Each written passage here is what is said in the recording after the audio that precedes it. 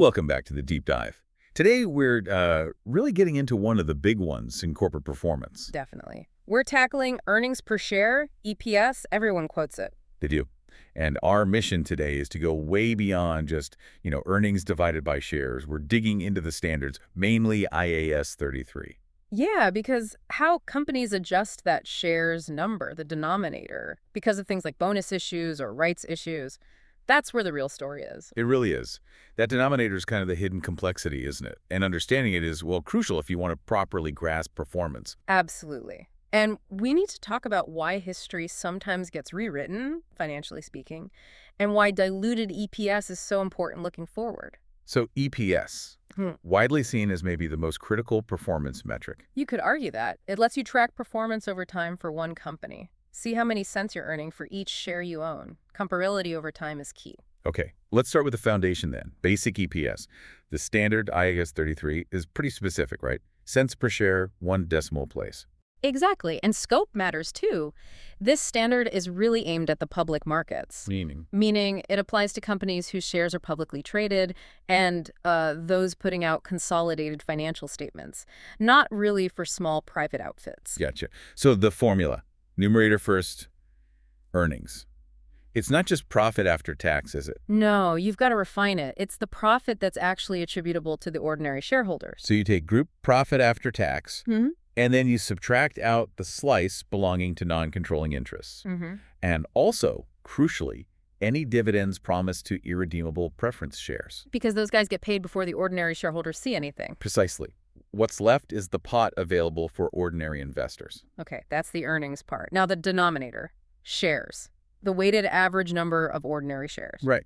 And if a company just issues new shares for cash at the full market price, it's fairly straightforward. It's just about timing them. Yeah, time apportionment. The new shares only started contributing to earnings potential from the day the cash came in. So like your example, shares issued October 1st, they only count for 3 months in that year's average. Exactly, 312ths. Because the resources weren't there for the full year. Makes logical sense. That's when things are simple. Cash for value. The real fun starts when that value exchange gets distorted, when shares go out without full market value cash coming in. Or maybe no cash at all. And that brings us to bonus issues and rights issues. That's where the complexity ramps up. Okay, let's unpack the bonus issue first, sometimes called a scrip issue. Sounds great, shareholders get free shares. Yeah, but the key point from the source material, IAS 33, is crystal clear. 0 additional resources for the company. None. So the company isn't actually any richer. Not a penny. If you own, say, 1% of the company before, you still own exactly 1% after. You just have more pieces of paper, more shares representing that same 1%. So if you just increase the number of shares in the denominator for the current year, your EPS would suddenly drop. And not because the business did worse, it just looks like it did. Destroys comparability. Right. Which is why we have this concept of restatement. The financial time travel, as you called it. It really is. To keep the comparison meaningful, to show the real underlying profit trend, those bonus shares are treated as if they'd always been there. Always meaning? Meaning right back to the start of the earliest reporting period shown in the accounts. So hang on. If a company does a 1-for-1 bonus issue this year, doubling its shares, I have to go back and adjust last year's reported EPS figure in this year's accounts. You absolutely have to. You have it. Because last year's profit is now effectively spread over twice as many shares, in today's terms. Why not just put a note saying this year's EPS is lower due to a bonus issue? Because the standard wants to show a consistent trend in earning power per share. If the number of shares fundamentally changes for no economic reason, you have to adjust history to maintain that like-for-like view. Otherwise, the trend line is just misleading. Okay, that makes sense. It keeps the trend honest, but it does mean anyone looking at historical data really needs to read the footnotes about those restatements. Always read the footnotes. Now, rights issues, these are even trickier. Because they're a mix. Exactly. They do bring in new cash, unlike a bonus issue, but the shares are offered at a discount to the current market price. So there's a bonuses element hidden inside the cash transaction. Part cash for value, part freebie. That's the perfect way to put it. And IAS 33 gives us a method to basically split those two components apart for the calculation. How does that work? You mentioned 4 steps. Yep. Step 1 is the foundation. Calculate something called the theoretical ex-rights price, or T or P. Go T or P. What is that theoretically? It's the theoretical average price of all the shares, the old ones, and the new ones immediately after the rights issue goes through, assuming everyone takes up their rights. Let's use that example again. I have 3 shares trading at $5 each. Market value $15. I get rights to buy 1 new share for $3. Okay, so you spend $3, now you have 4 shares. Your total investment value is the original $15 plus the new $3, which is $18. Right, $18 spread across 4 shares. So $18 divided by 4 gives a TERP of $4.50 per share. Ah, I see. The price dropped from $5 to $4 to $4.50 because of the cheap new share. Exactly. And that difference, the $1.50 drop, $5 market price minus $4.50 RP, that represents the value of the bonuses element per share. It's the discount causing the dilution. Okay, TRP calculated step 1, done. What's step 2? Step 2 uses the TERP to figure out the size of that bonus element. We calculate the bonus fraction. Yeah. It's the market price before the issue divided by the TERP. So in your example, $5 divided by $4.50. Which is about 1.11. Yeah, something like that, a number greater than 1. This fraction basically tells you the proportional increase in shares due to that free bonus component. Okay. Step 3 must be applying this fraction in the actual EPS calculation for the current year. Right. It's a weighted average calculation, remember. So for the period before the rights issue happened, you multiply the existing shares by this bonus fraction, the $4.50. Treating that period as if those bonus element shares were already there, like a bonus issue. Precisely. Then, for the period after the rights issue, you use the actual higher number of shares now in issue. The weighting handles the cash element coming in partway through the year. It's separating the timing of the bonus element, retroactive, from the timing of the cash element from issue date. You've got it. And step 4, that's restatement again. For the prior year's EPS figure. Yep. Just like with a pure bonus issue, you need to adjust the comparative EPS. But here, you multiply the prior year's EPS by the inverse of the bonus fraction. Inverse. So TORP divided by market price, $4.55 in our example, which is 0.9. Correct. You multiply last year's reported EPS by 0.9. Why the inverse this time? Why make it smaller? Because you're adjusting the past profit figure downwards to reflect the fact that some of the shares issued this year were effectively free or dilutive. That past earning power is now supporting a partly larger share base. It scales the history correctly. Wow. Okay, that level of adjustment really underscores why just looking at a headline EPS figure without understanding this, it's risky. It really is. And this need for careful interpretation leads us straight into the next critical area, diluted EPS, DEPS. The warning signal. That's a good way to think about it. Basic EPS tells you what happened based on the shares actually outstanding. DEPS tries to warn you about what could happen to your ownership slice. Because there might be things lurking that could increase the share count later. Exactly. Things that could increase the denominator, the number of shares, without bringing in a proportionate amount of new resources or cash. That's dilution. And what sort of things cause that? The common ones are convertible instruments like convertible bonds or convertible preference shares. Also, things like share options granted to employees or warrants. Things that could potentially turn into ordinary shares later. And DPS is designed purely to show shareholders the potential hit to their earnings per share if these things did convert or get exercised. So how does it calculate this potential hit? It must make some assumptions. It makes one very big assumption. It assumes that all potentially dilutive ordinary shares converted or were exercised right at the beginning of the accounting period. The very first day. Or when they were issued, if that was later in the year. Yes, whichever is later. It calculates a maximum potential dilution that could have occurred during that specific reporting period.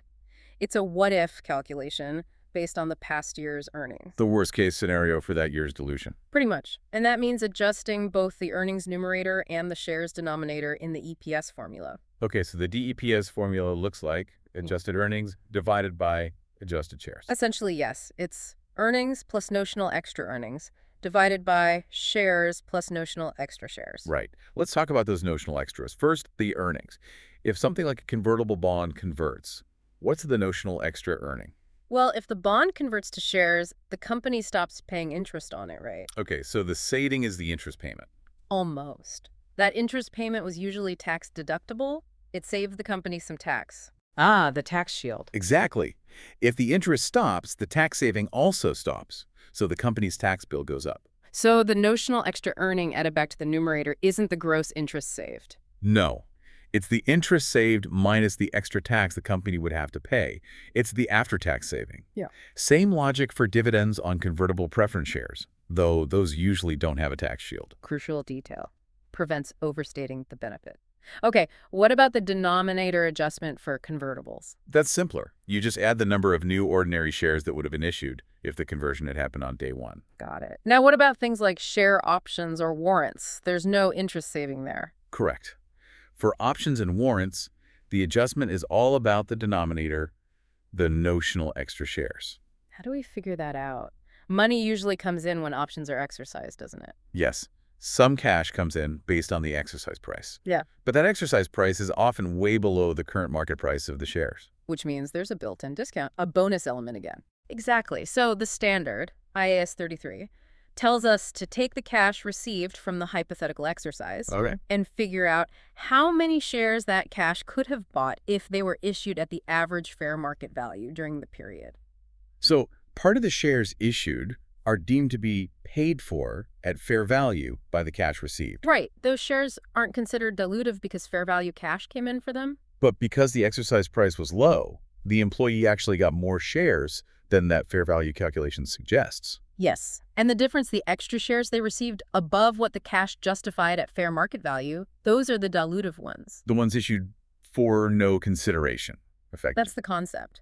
Those extra free shares are the notional extra shares added to the denominator for DEPS when calculating the impact of options and warrants. That separation is clever. It isolates the pure dilution effect, even when some cash changes hands. It gives that warning signal you mentioned. Precisely. And it's this DEPS figure, along with basic EPS, that feeds into how the market often thinks about value.